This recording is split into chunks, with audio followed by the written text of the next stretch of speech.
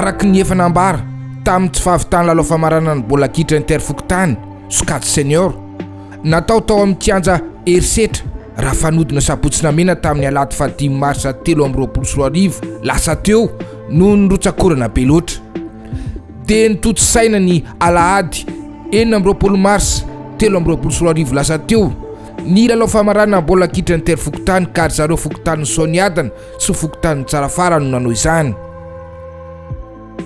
Isan'ny nanamarika ity lalao famarana ity ny nampisehoany ireo mpilalao an-drafitra ny ekipan'ny sabotsina mena izay nofatenana avy amin'ny fokotany Befolo misy ao amin'ny commune. Izy ireo izay andray anjara amin'ny fanana bola kitra interdistrict izay atao amin'ny volana avrila ho avy izao. Nisy arak'izany ny afatra natao amin'ny ben'ny tanana sabotsina mena.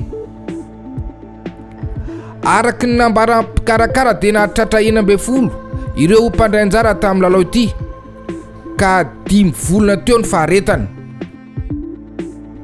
Toy ny mahazatra eny an-toerana rehefa misy ny lalao famarana toy izao dia tonga ireo olona manan-kaja maro sy ny mpiara-miasa avy amin'ny commune sy ireo mpitia baolina kitra maro tonga nijery ity famarana ity.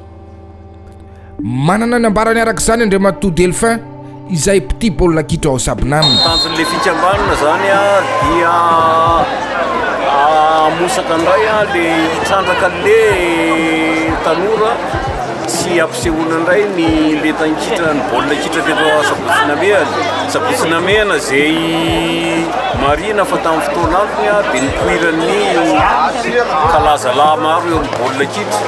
Raha tsy teny afa-tsy izay zay mitondra ny fianaran'ity toeram-pilalaovana ity dia raha fanodina herisetra izay nivoaka teto amin'ny commune Sabotsina Mena tamin'ny fotoana androny.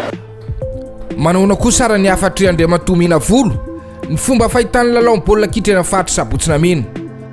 Tsara le fandanana fikarakara satria ahitana an'ireo le tanora le fototra tena hoe mahafinaritra zany ka ny lirinaiky mba hitozanizy ary makasitraka amin'ny tanàna sy ireo mpiara-miasa aminy ary mpikitra ihany koa izay eto tany sy ny mahakotrara dia mahafinaritra ny kompetisiona.